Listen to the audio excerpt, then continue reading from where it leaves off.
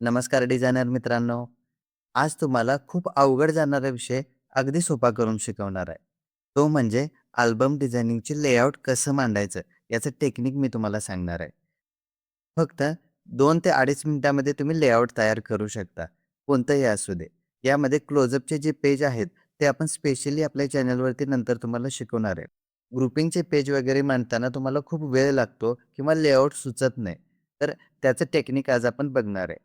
तर कोणताही वेळ वाया न घालवता आपण सुरुवात करूया. सबस्क्राईब करायला विसरू नका. चला आपण सुरू करूया. तर पहिल्यांदा आपण 12x36 चं पेज इथे घेतलेलं आहे. आता एका अल्बम डिझायनिंगच्या पेजवरती साधारणतः 7 ते 8 फोटो टाकले जातात, जे डिसेंट आणि छान दिसतात. ठीक आहे. तर पहिल्यांदा काय करायचंय, एक मोठा शेप आपण तयार करायचा आहे. जसं की आपण हा टूल सुरुवातीला यूज करूया, ज्याचं नाव रेक्टेंगल मार्किंग टूल असं आहे. हा टूल आपण इथं घेतला. एक मोठा पॅच आपण आधी तयार करूया. इथं आपण फक्त प्लेन कलर टाकणार आहे. ठीक आहे. आपण त्याच्या आतमध्ये मास्क करायचा का काय करायचं हे आपण नंतर बघू. सुरुवातीला कच्चं लेआउट करायचं आहे आपल्याला तयार. ओके. एक मोठा पॅच तयार केला. याच्यामध्ये आपण सॉलिड कलर टाकूया. सॉलिड कलर टाकण्यासाठी ॲडजस्टमेंट लेयरवरती क्लिक केलं आणि पहिला ऑप्शन सिलेक्ट केला, सॉलिड कलर. ओके. इथं आपण लाईट कलर यूज करूया. ओके केलं. आता हे केल्यानंतर जो मोठा पॅच असतो, तो आपण कुठं-कुठं लावू शकतो हे तुम्हाला सांगतो. एकतर या बाजूला लावून असा आपण पॅच टाकू शकतो किंवा वरच्या बाजूला ॲड करून अशा पद्धतीने टाकू शकतो किंवा इथं पण टाकू शकतो, इथं. पण जास्त इकडे यायचं नाही. ही जी सेंटर लाईन आहे ना, जास्त याच्या बाजूला इकडे यायचं नाही उजव्या बाजूला. ठीक आहे. तर 3 आपल्याला जागा झाल्या. 1 इथं, 2 आणि इथं 3. 3 ठिकाणी आपण हा मोठा पॅच ॲड करू शकतो. तर आता आपण इथं ॲड करूया. आता ॲड करत असताना बरोबर सेंटर असावा. तुम्ही मध्ये करत असाल तर पूर्ण प्रॉपर सेंटरला करा किंवा इथं करत असाल तर सेंटरला करा किंवा इथं करत असाल तर फक्त डिव्हायडर लाईन लक्षात ठेवून करा. कारण डिव्हायडिंगमध्ये आपला फोटो यायला नको. कारण इथून बाइंडिंग होत असते. ठीक आहे. आपण हा इथं पॅच ठेवलेला आहे. आपण एक धरून चालू, की आपल्याला 8 फोटो मांडायचे आहेत. आता 8 फोटोचे आपल्याला 2 भाग करायचे आहेत. मग 8 फोटोचे 2 भाग आपण कसे करू शकतो? 4 आणि 4 8 करू शकतो. बरोबर आहे.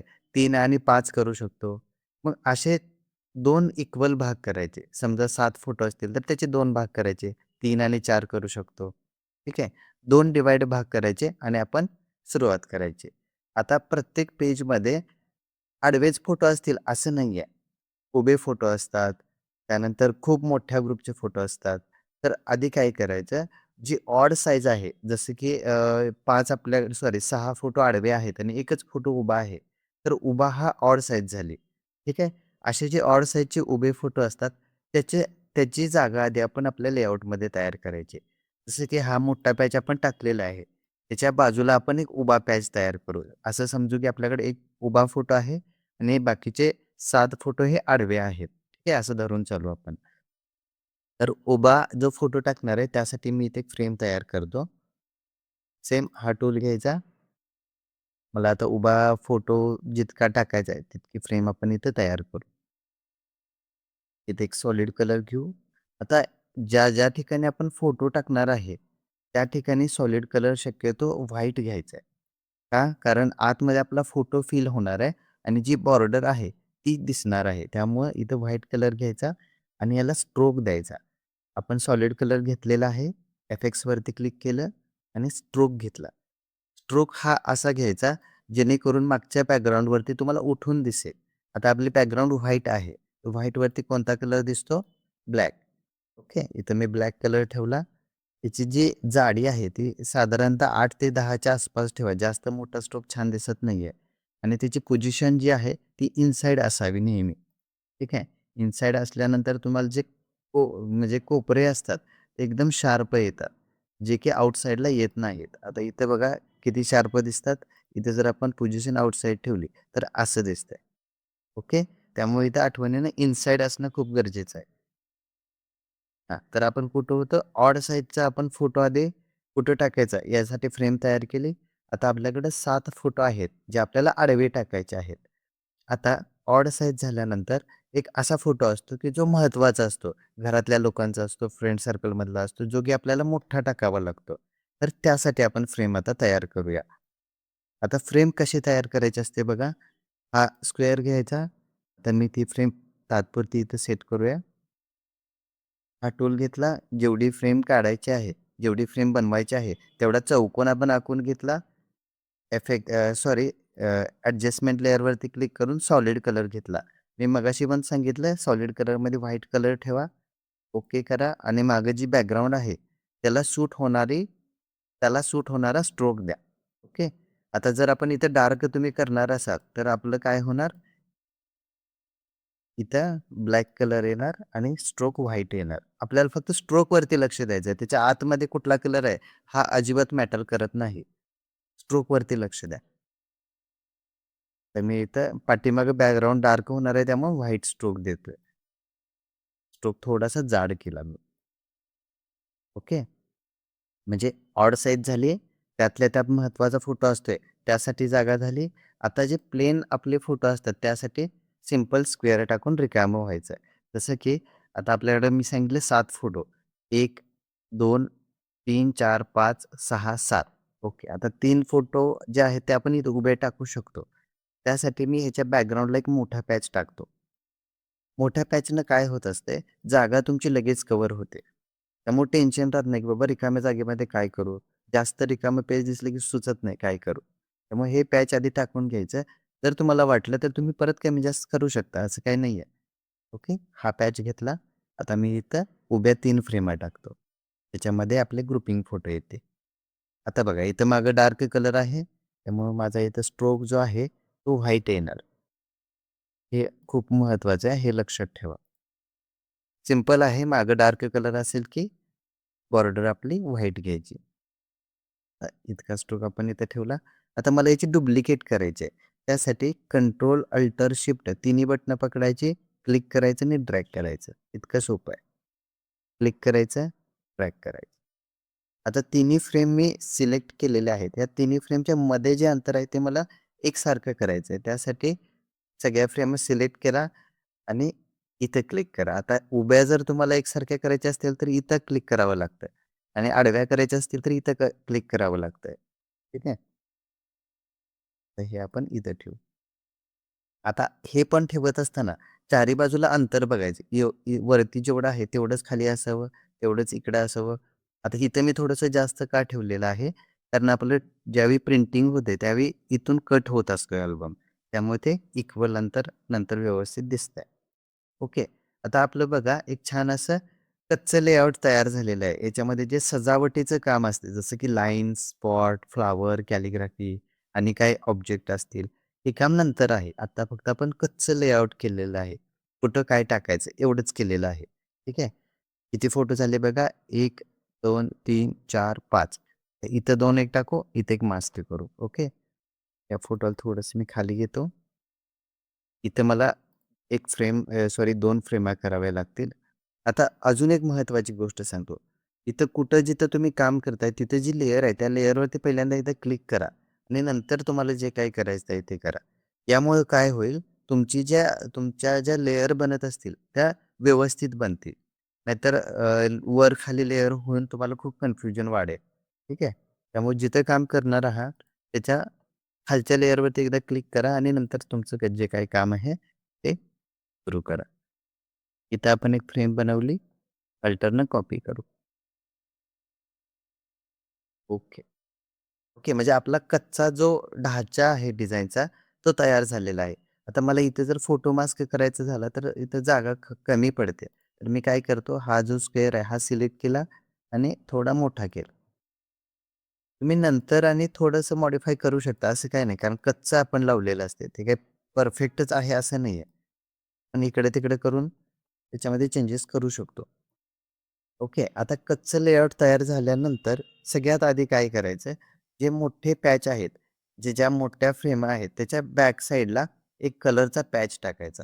यानं काय होतंय फ्रेमला सपोर्ट मिळतोय. ठीक आहे. आता हा बघा स्क्वेअर ओपनच वाटतोय, त्याला काही सपोर्ट दिसतच नाहीये.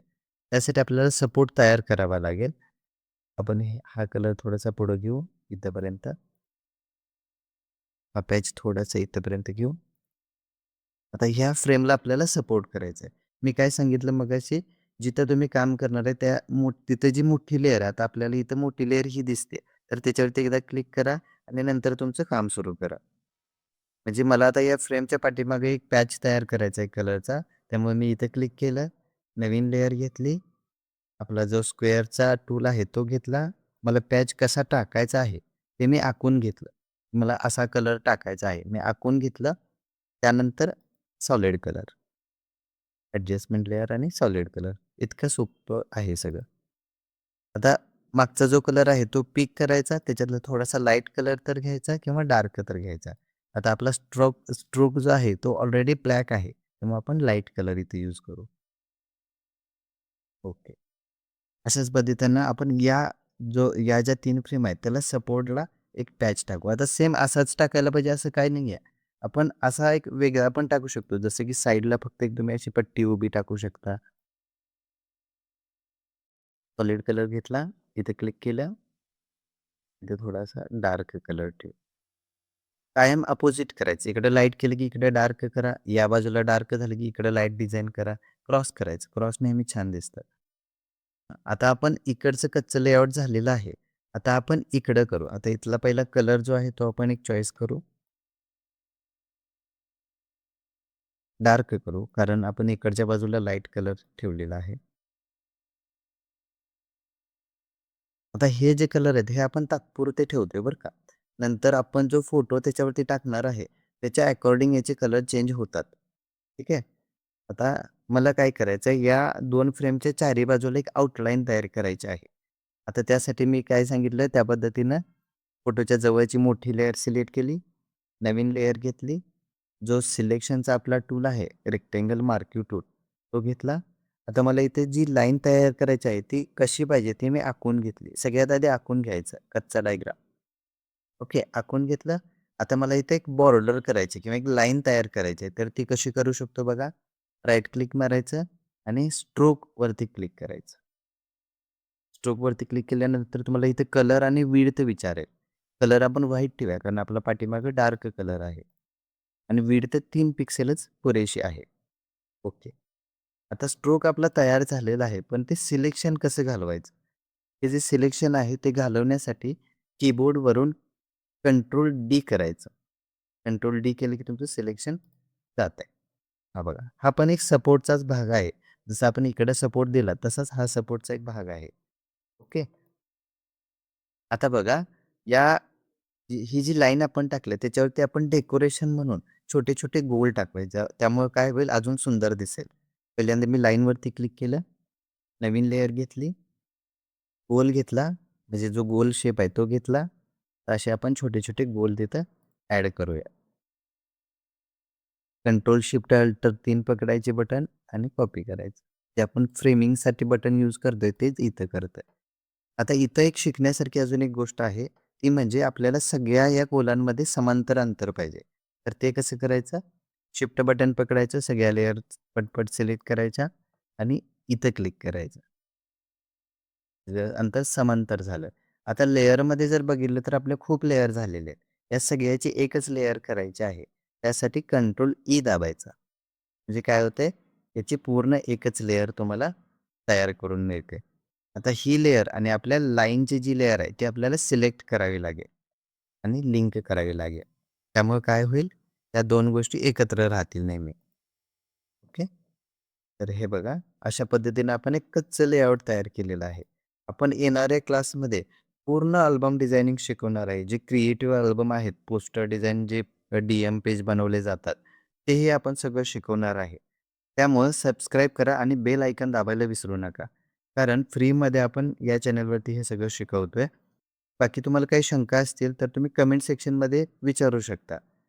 तर आपण पुढच्या क्लासमध्ये अजून क्रिएटिव्ह ब्रश वगैरे कसे करायचे हे शिकणार आहोत. Thank you.